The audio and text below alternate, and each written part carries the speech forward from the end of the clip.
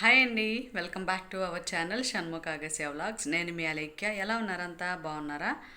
ఈరోజు నేను చూపించబోయే వీడియో వంట చేసే ప్రతి ఒక్కరికైతే ఉపయోగపడుతుందండి. మనం ప్రతి కూరకి విడిగా మసాలాలు చేసుకుంటుంటాం కదా, ఆ పని అయితే ఇంకా అవసరం లేదు. ఒక్కసారి చేసి పెట్టుకుంటే 1 year వరకు నిల్వ ఉండేలాగా ఈ మసాలా పౌడర్ని అయితే మనం ప్రిపేర్ చేసి పెట్టుకోవచ్చు. అలాగే టేస్ట్ కూడా చాలా బాగుంటుంది. అన్ని రకాల స్పైసెస్ ఇందులో యాడ్ అయి ఉంటాయి. ఈ వీడియో ప్రతి ఒక్కరికి ఉపయోగపడుతుంది అనుకుంటున్నాను. వీడియోలోకి వెళ్ళిపోదామా? ముందుగా అయితే ఒక 6 kgలు ధనియాలు తీసుకున్నారండి. దీంట్లో 3 kgలు ఒక పార్ట్గా, 3 kgలు ఒక పార్ట్గా డివైడ్ చేసేసారు. దీంట్లో చిన్న చిన్న పుల్లలు అలాంటివి ఉంటాయి కదా ధనియాల్లో, అవన్నీ తీసి పక్కన పడేసేసి ఇప్పుడు ఈ ధనియాలన్నీ లైట్గా ఫ్రై చేయాలి. మా ఇంట్లో అయితే వీటిని ఫ్రై చేయడం కోసం కట్టెల పొయ్యి అయితే పెట్టేసేసారు. ఇప్పుడు దీని మీద బాండిల్ పెట్టి ధనియాలు అనేవి కొద్ది కొద్దిగా ఒక బౌల్తో వేసుకొని ఇలా ఫ్రై చేసుకొని పక్కన పెడుతూ ఉండాలి.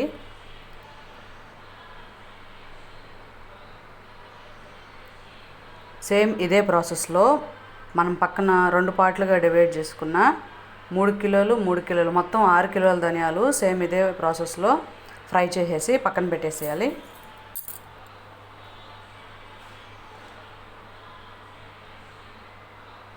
ఇప్పుడు ఈ పౌడర్ చేయడానికి ఏమేం కావాలో చూపిస్తాను రండి. ధనియాలు 6 కిలోలు, ఎండుమిర్చి, ఇదైతే మిర్చి పౌడర్ కోసం, కరివేపాకు ఇలా బాగా ఫ్రెష్ ఆకు తీసేసి నీటికి కడిగి ఎండలో పెట్టేసి ఇలా బాగా ఎండిపోయింది. ఇప్పుడు ఇంకా ఏమేం కావాలో ఈ పౌడర్లోకి చూద్దాము.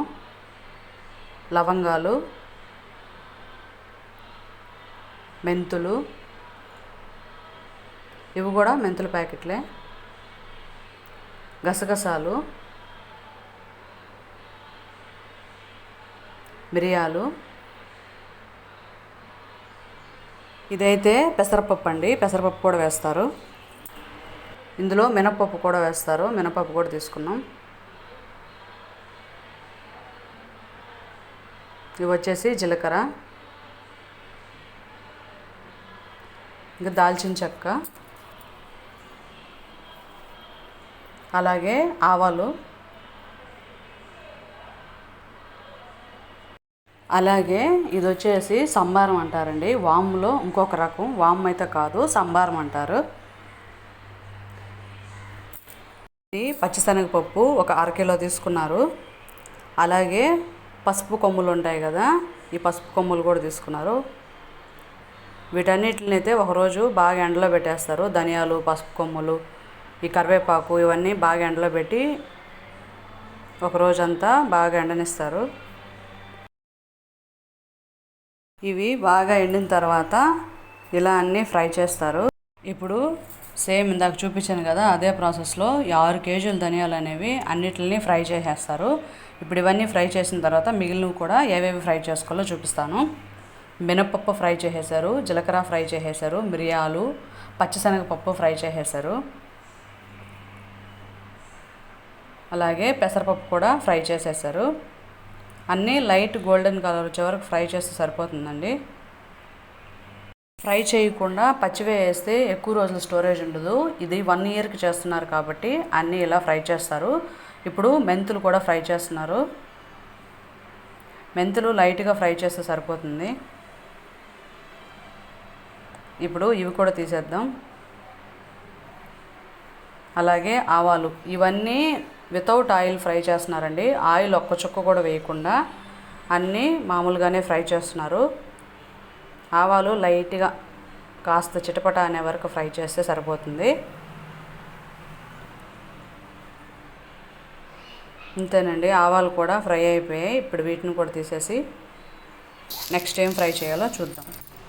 ఇప్పుడు ఆవాలు కూడా పక్కన పెట్టేసుకున్న తర్వాత ఇప్పుడు ఇందులోకి సంబరం వేసుకోవాలండి. నేను ఇందాక చూపించాను కదా, అదే సంబరం అంటే దాన్ని వేసేసి ఇప్పుడు దాన్ని కూడా లైట్గా ఫ్రై చేయాలి. ఇది ఫ్రై చేసేటప్పుడు స్మెల్ అయితే చాలా బాగా వస్తుంది. ఇప్పుడు ఇది కూడా బాగా ఫ్రై అయిపోయింది. ఇప్పుడు దీన్ని కూడా కిందకి దించేసి పక్కన పోసేసుకొని ఇవంతా బాగా చల్లారనివ్వాలి.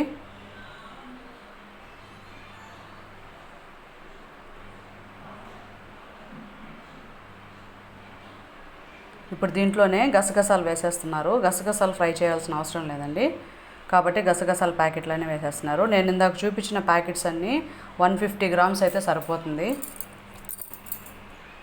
ఈ పప్పులు, మినపప్పు, పెసరపప్పు ఇలాంటివి అయితే 1/2 కిలో, పచ్చిశనగపప్పు కూడా 1/2 కిలో, ఇలాంటివి 1/2 కిలో తీసుకుంటే సరిపోతుంది. ఇప్పుడు దీంట్లోనే దాల్చిన చెక్క కూడా వేసేస్తున్నాము.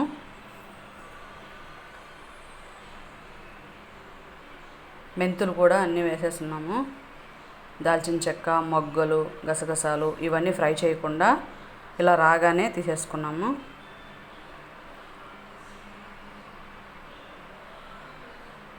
ఇప్పుడు వీటిలన్నిటిని బాగా చల్లారిన తర్వాత, ఇంత క్వాంటిటీ అయితే మిక్సీలో పట్టాలంటే చాలా టైం పడుతుంది కాబట్టి దీన్ని అయితే మెషిన్కి ఇచ్చేస్తున్నారు.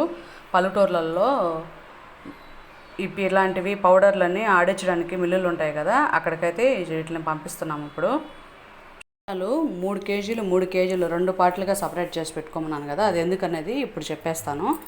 ఇప్పుడు కరివేపాకుని 3 కేజీల ధనియాల్లో కాస్త, మరి 3 కేజీల ధనియాల్లో కాస్త 2 పార్ట్స్గా డివైడ్ చేసి వేసేస్తాం దీన్ని కూడా. అలాగే పసుపు కొమ్ములన్నిటిని వెళ్ళి పౌడర్ లాగా కొంచెం కచ్చాపచ్చాగా దంచేసి తీసుకొద్దాము. ఈలోగా ఇవంతా కాస్త చల్లబడతాయి. పసుపు కొమ్ములు దంచుకొచ్చేసాం కదా, అప్పుడు దీంట్లో వేసేసారు. చూసారా, ఇలా కాస్త కచ్చాపచ్చాగా ఉంటే అయితే సరిపోతుంది. ఇప్పుడు మనం ముందుగా ఫ్రై చేసుకుని ఇవన్నీ 3 కేజీల ధనియాల్లో వేసేస్తున్నాము.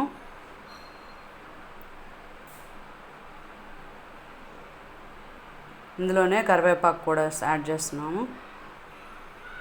మిగిలిన కరివేపాకు పక్కనున్న ఓన్లీ ధనియాల్లో మాత్రమే యాడ్ చేస్తున్నాము.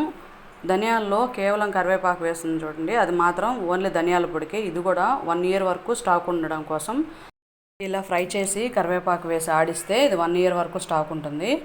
పార్ట్ వచ్చేసి ప్రతి కూరకి యూజ్ చేస్తారండి. చికెన్ నుంచి గుత్తి వంకాయ ప్రతి కూరకి యూజ్ చేస్తారు.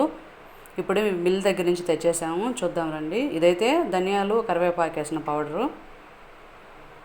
1 ఇయర్ వరకు స్టోరేజ్ ఉంటుంది పాడవకుండా.